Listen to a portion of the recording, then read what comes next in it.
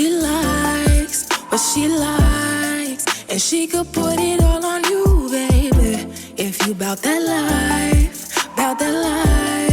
because you don't got time to choose it. Hey tribe, it's Kia from Heritage 93, and as you can see, the girls are gleaming. Well, that's only half true.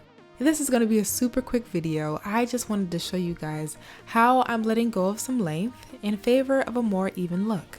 The bounce back efforts in today's video will be focused on my right hand, and in particular, I'm talking about right hand Pinky with her baby middle split.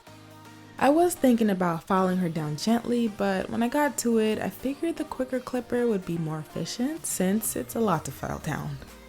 And don't mind Pinky, she's just exhaling the last dramatic puff of nail dust before being cut in a healthy half.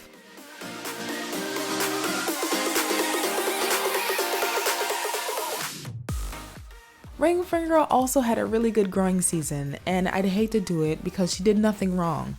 But the healthy nail look is a collective effort, and sometimes you gotta take one for the team. I've learned my lesson in the past though. Always file your nails shut after you cut them, or else you'll be walking around with these peeling edges that will just wreak havoc when you least expect it. Now that the girls are nice and even, I'm gonna apply a super light cuticle oil and a coat of clear.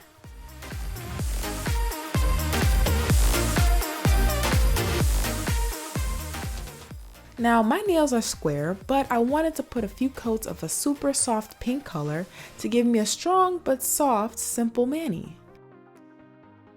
So I have been loving the psychology and the duality between nail polish and nail shapes, and I kind of want to explore that a little more. Definitely give this video a thumbs up if you want me to talk more about color and or shape psychology in future nail videos on this channel. So yes, I hope you guys enjoyed this right hand bounce back for the sake of evenness type tutorial and found it helpful. As always, thank you so much for watching and engaging. Take care and happy nail growing. I'll see you soon in the next one.